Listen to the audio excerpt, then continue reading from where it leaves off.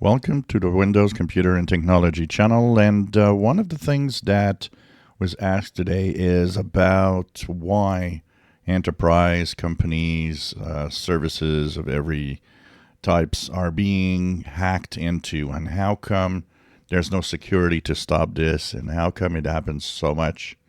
So in this case, he was talking about one of the big companies that got hacked, and so it begs to, of course, answer the question: why does it happen, and why isn't there some security aspect that could stop this?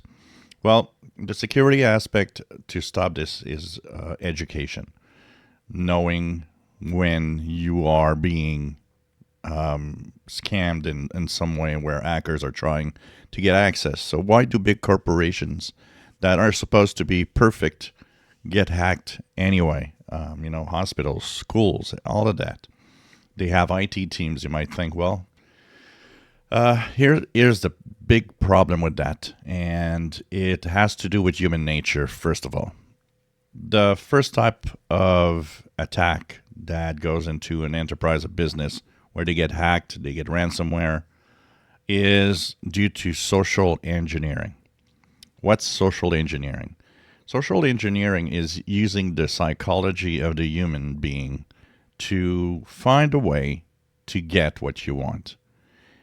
In general, humans want to be helpful. So when you get a call at a job and somebody needs help, you want to help. And, that's the nature of most people. Problem with that is there are security barriers. There are things you shouldn't do or should not give passwords or should not.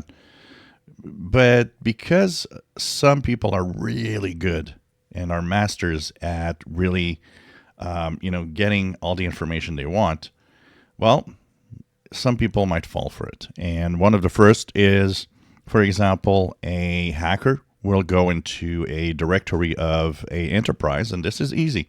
You can go onto any business, go to your bank, and look at all the people that work at the bank. Start looking at the different sections of the bank, and who's the chief IT department, and so on. You'll get names. You'll get a lot of information. That starts with the information you get. Then that hacker will go to a phone number of a department they want, and they're going to say, yes, this is, and they're going to say the name of the IT guy, for example, or the IT chief, and say, yes, this is Mark from IT, and I'm in a big problem right now. I forgot my password to access the network from home, and I'm a little embarrassed, but I would need to have access because there's a problem that needs to be fixed. And so a good trained person will not give the details. Will say, well, sorry, you don't have the password, and that's the way it should be.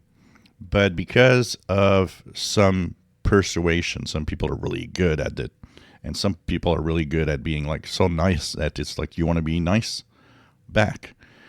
They will maybe get a password or get an access, a temporary access. But the problem is a hacker with a one-time access then has access to everything he needs to have a permanent access. So this is one type of reason why enterprise companies, schools, and hospitals are getting hacked. A lot of it has to do with social engineering and tricking employees into giving information that the hacker will need to succeed and what it has to do. So that's the first aspect of why. And we'll have a little series of videos here talking about the different aspects of all of this. And in social engineering, the bigger the company, the more chances you have that it's going to work, because people don't know each other. They might know the name, but they might have never met that person, for example. So, it's easy to give access if you don't have really any personal details of anyone. In a small business, it's different, because if you know the IT guy, and if you had, a little business party or Christmas party, well, you know the person. So you might ask that person personal questions that only he can answer, or he or she can answer. So it works less when it's small, but it works really, really well when it's a bigger enterprise, especially when the businesses in different parts of town or different parts of the country. So, you might have somebody from, say, Toronto that has a division in Texas. And what's going to happen is that they don't know each other, but they might know the name, or they have a basic aspect of it. So when the companies are kind of broken up like this a little everywhere, well, the fact that people don't know each other makes it even easier. And of course, like I said, some people are really good at getting what they want. So that's one of the first reasons why companies get hacked. If you enjoy my videos, please subscribe, give us thumbs up. Thank you for watching.